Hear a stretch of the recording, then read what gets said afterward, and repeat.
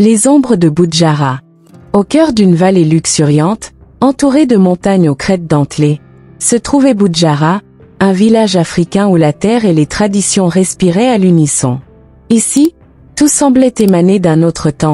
Les huttes aux toits de chaume se dressaient comme des sentinelles d'un passé immuable, les tambours résonnaient chaque soir pour saluer la lune, et le grand baobab sacré, au centre du village, s'étirait vers le ciel, semblant relier les vivants aux esprits des ancêtres. La vie à Budjara s'organisait autour de coutumes profondément ancrées. Chaque geste, chaque parole, chaque cérémonie portait un sens et une responsabilité.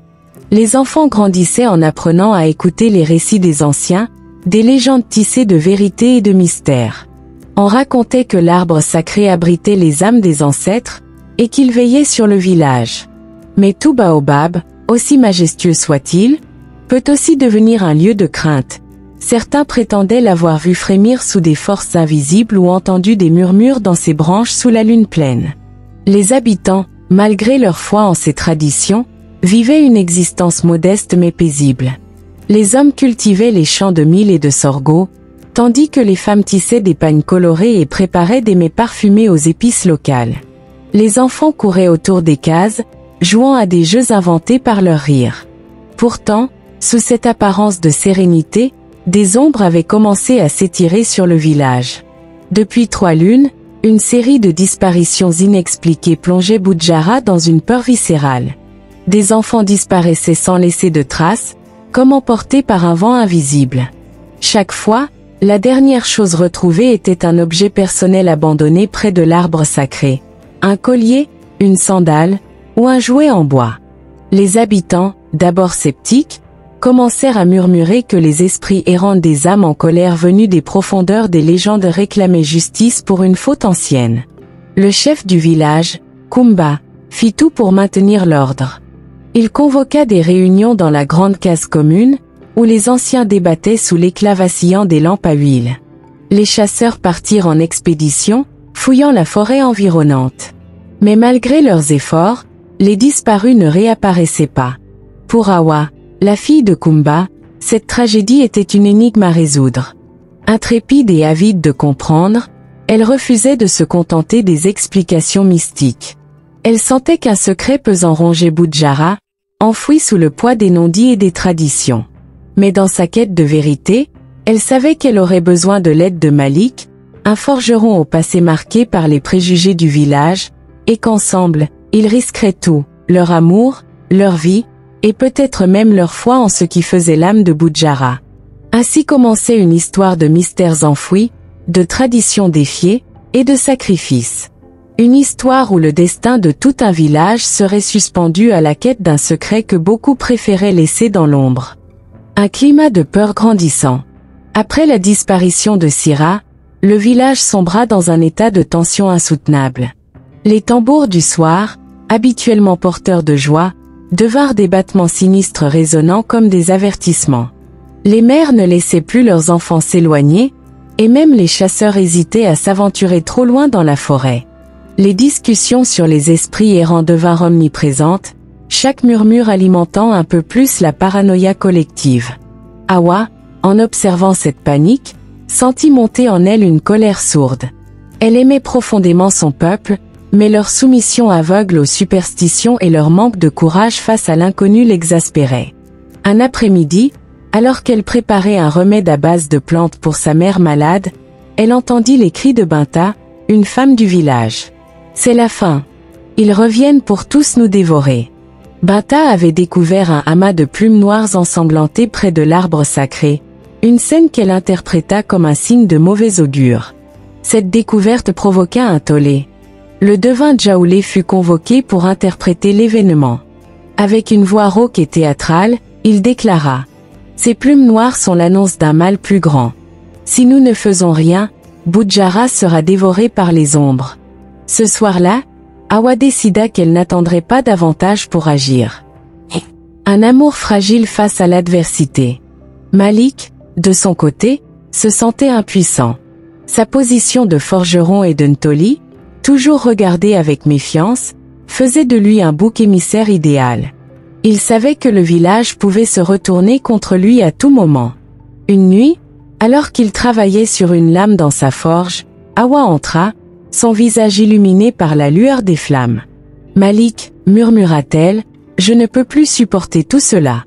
Nous devons découvrir la vérité. » Il posa son marteau et l'observa un long moment. « Tu es prête à risquer ta vie pour un village qui méprise notre amour ?» Hawa lui sourit tristement. « Ce n'est pas le village que je veux sauver. C'est l'avenir. Si nous ne faisons rien, les enfants continueront de disparaître, et tout ce que nous aimons sera perdu. » Malik hocha la tête. « Alors allons-y. » Un voyage vers l'inconnu. La grotte de Ntanga, située à l'écart des sentiers habituels, avait toujours été enveloppée de mystère. Les arbres autour semblaient plus sombres, leurs branches s'entrelaçant pour former une voûte presque impénétrable. Lorsqu'Hawa et Malik arrivèrent, une brise froide les accueillit, malgré la chaleur habituelle de la saison sèche. La grotte semblait respirer, émettant des grondements légers mais réguliers. « Es-tu sûr ?» demanda Malik en serrant sa main. Hawa hocha la tête et entra, une torche à la main. Ils avancèrent prudemment, leurs pas résonnant sur le sol rocailleux. Les murs de la grotte étaient recouverts de symboles étranges, des spirales, des formes animales, et des figures humanoïdes qui semblaient danser. Ces gravures dégageaient une étrange aura lumineuse. Au centre de la grotte, la tablette sacrée reposait sur un piédestal naturel. Malik s'agenouilla pour examiner les inscriptions tandis qu'Hawa gardait un œil sur leur environnement. « Ce langage est ancien, » murmura-t-il. « Mais je reconnais certains mots, sang, trahison, équilibre. » Ils passèrent des heures à décrypter le message, découvrant finalement la prophétie. Quand le sang du chef trahira la terre, les ombres reviendront, et seuls les cœurs purs pourront apaiser leur courroux. Les signes du passé. En quittant la grotte, Hawa et Malik furent confrontés à un phénomène étrange. Une lumière aveuglante surgit au sommet de la colline, et des silhouettes spectrales se formèrent. Les ombres étaient là. Les spectres flottaient, leurs formes changeantes semblant parler une langue inconnue. Hawa sentit un froid glacial envahir son corps. Malik se plaça devant elle, tentant de la protéger. Soudain, une voix retentit dans l'air. « Hawa, fille de Kumba, porte le fardeau de ton sang. Approche. » Hawa s'avança, tremblante mais déterminée. « Que voulez-vous? Que puis-je faire pour vous apaiser ?» Les ombres restèrent silencieuses un instant, puis répondirent d'une voix grave. « Révéler la vérité. Et offrir un sacrifice. » Le poids du passé. Lorsqu'Hawa confronta son père Kumba, ce dernier tenta d'abord de nier la vérité.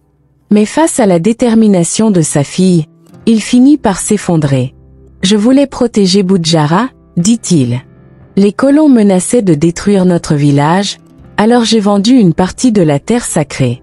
Mais leur cupidité n'a pas de limite. Ils ont abattu le baobab et perturbé l'équilibre des esprits. » Hawa, les larmes aux yeux, le fixa avec douleur. « Et tu as gardé cela pour toi? As-tu pensé aux vies sacrifiées à cause de ton silence ?» Kumba, accablé, murmura. « Je pensais pouvoir réparer cela seul. Mais il est trop tard. » Un sacrifice au nom de l'amour.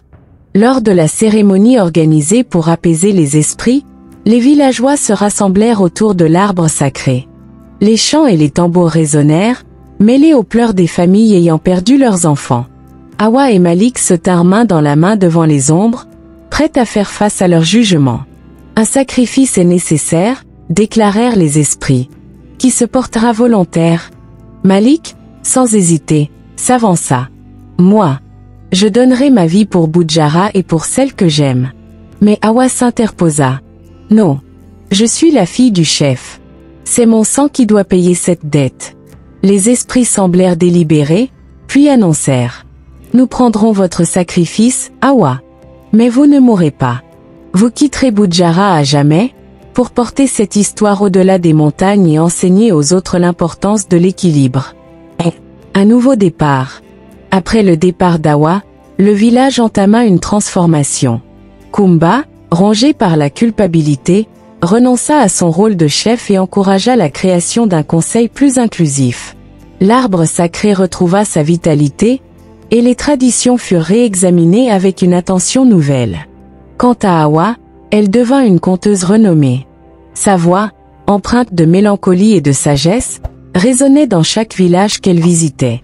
À travers ses récits, elle enseignait une vérité intemporelle.